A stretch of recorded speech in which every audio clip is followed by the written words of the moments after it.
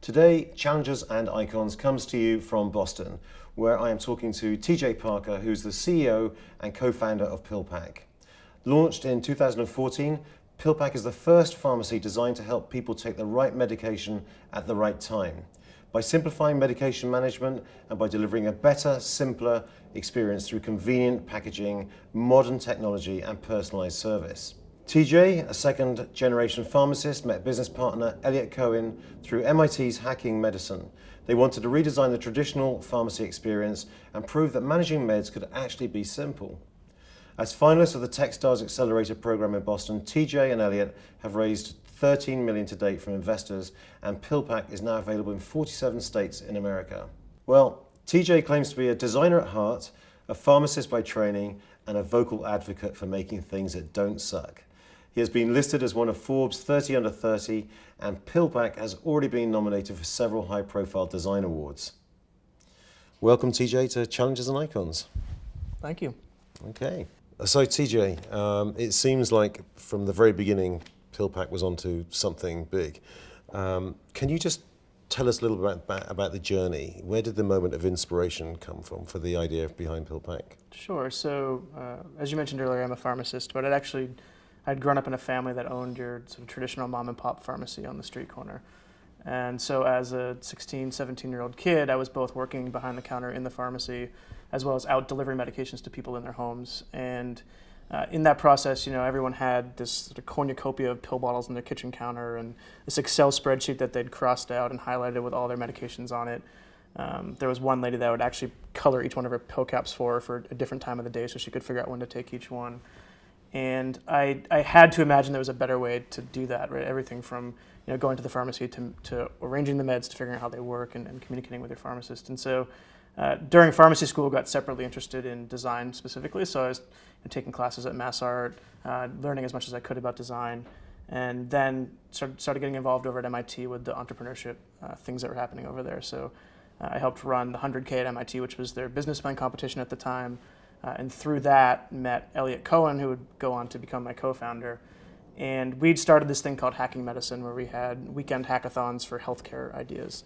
And you'd get designers and engineers and physicians all in the same room for a weekend to sort of present a problem and spend the weekend coming up with a solution and pitching that at the end of the weekend. And so I'd just been learning about design and technology and also in pharmacy school.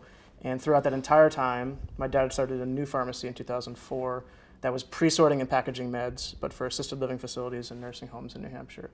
And so that business was growing. We were learning how to do the operations on the back end.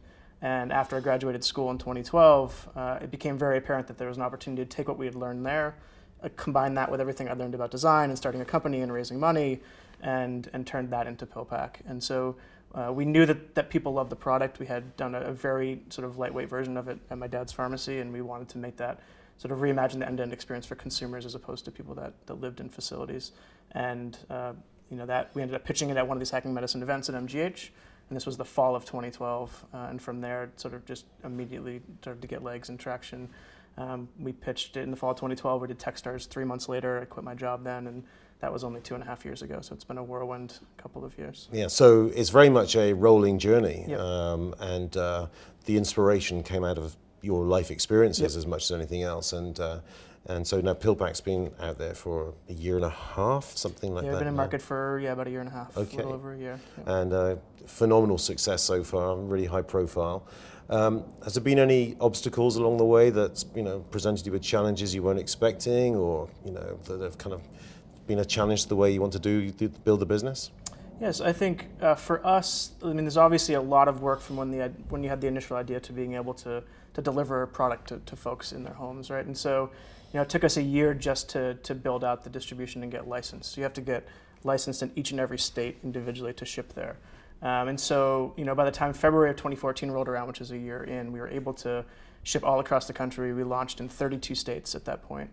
And we, as a business, were in a really weird situation where we could deliver meds to people in their homes, but we couldn't use online channels like AdWords and Facebook to advertise the service because of a accreditation that you needed to do that. Right? And so we were actually in a place as an online business, a startup where we could deliver people meds but couldn't advertise to them.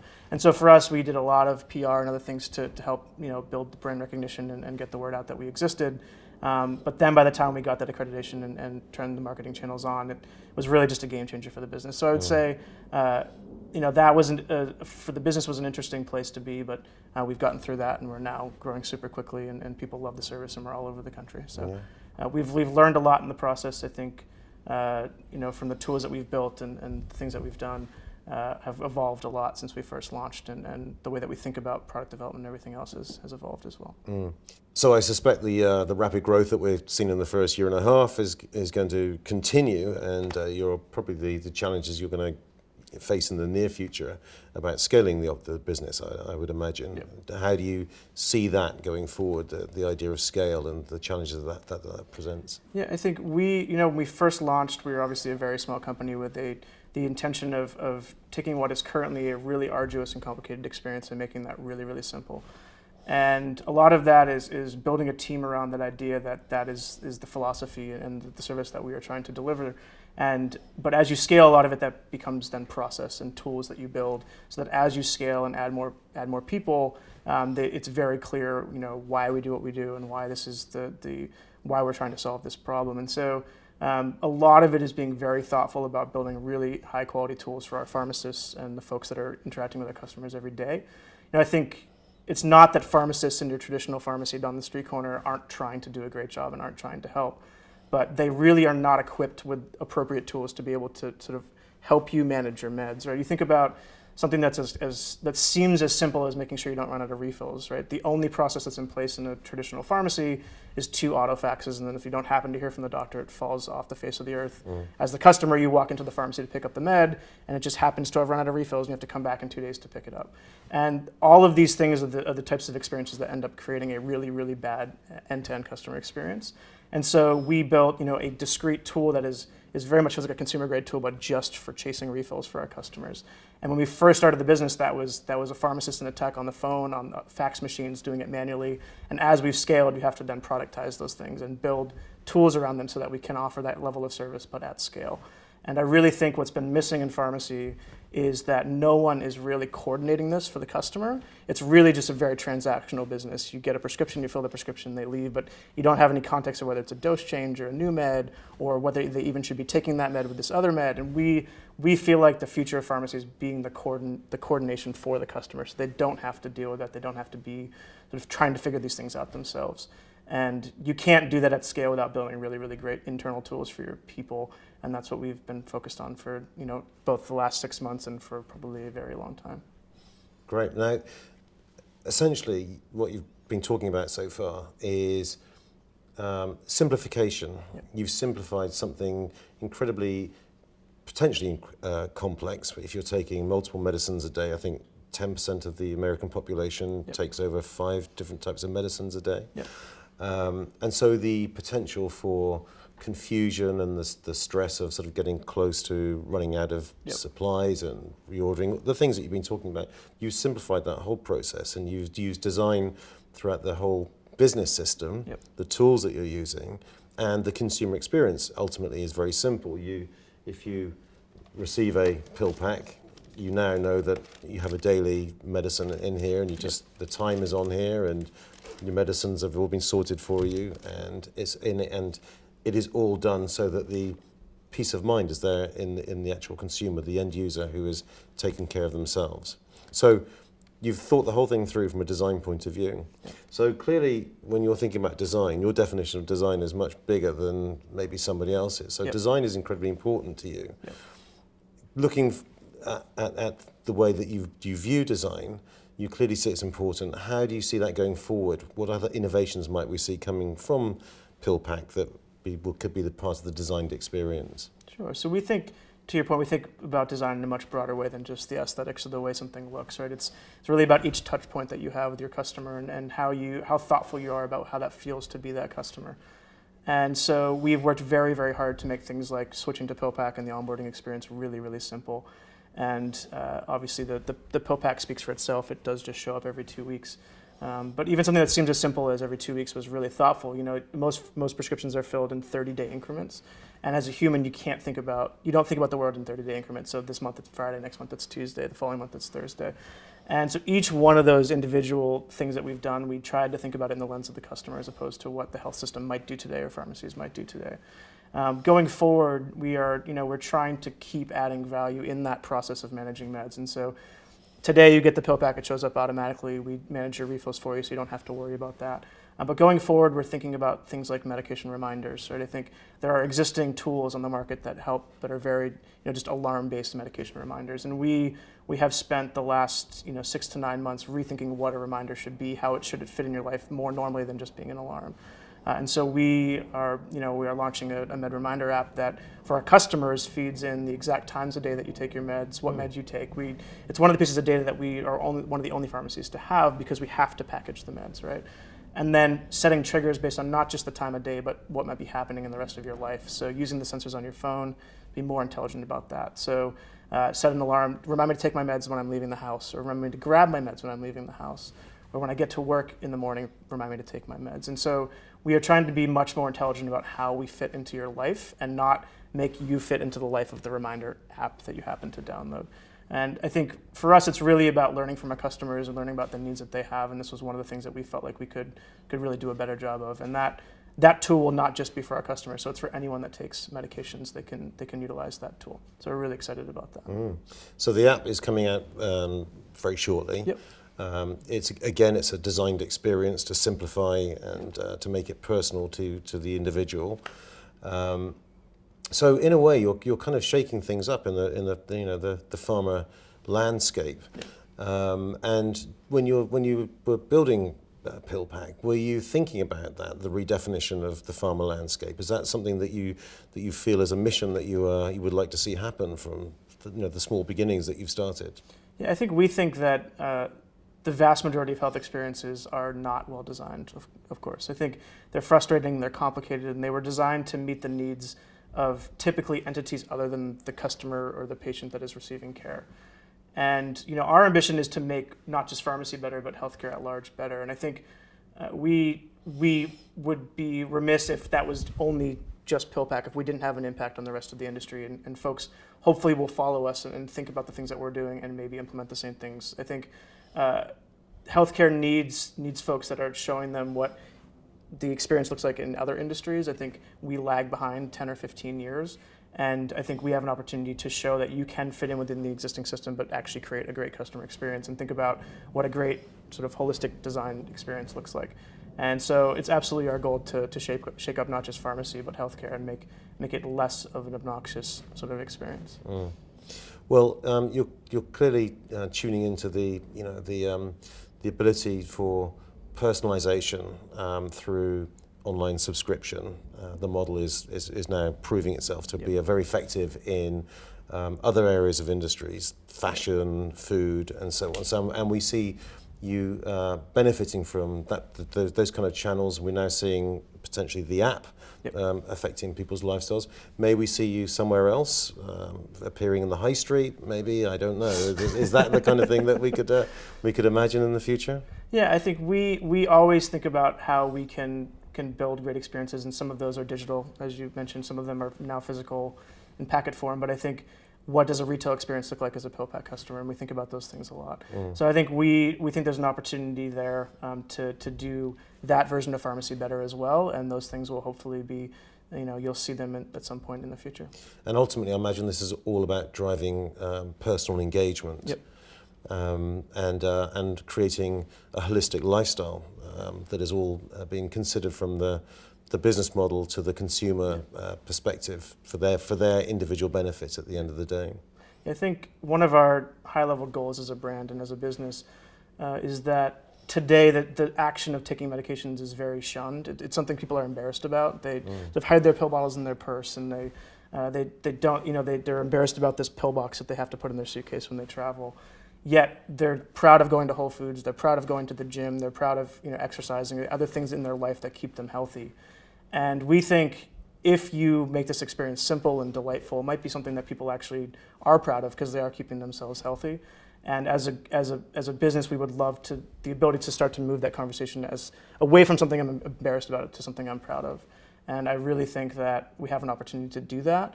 And I think it's about building a great experience and a great service. And I think we can start to reshape that conversation. Mm. Well, it's a very simple, clear proposition. It deals with consumer needs in the way that you've described, and makes potentially troublesome or kind of personal kind of decisions around taking medication pleasant, Yeah. and it actually makes you get on with your life and makes you feel about optimizing your life. Do you feel that the impact that you've made to individuals is also having an impact on the big pharmacy giants? Are you aware that your big competitors are sitting up and taking notice of what you're doing? I hope so, right? I think our goal really is to make this experience better for as many people as possible. And if that means that folks see what we're doing and they try to rejig the way that they're doing business to make a customer's life easier, that's great. I think, from my perspective, I think if a larger chain was to copy the packaging itself, I think it's unlikely that they're going to get all the touch points right. I think it's really hard given the system and everything baked around these very transactional experience. But I hope that something like managing refills for customers becomes an industry standard, because that would be some version of success where this is a less obnoxious experience for as many people as possible. So I hope that we can start to move the needle there much more broadly than just for PillPack. So how would you feel if one of the big pharma giants approached you with a view to absorbing your business? Is that something that you would consider, or is it a target for you in the future, or is it?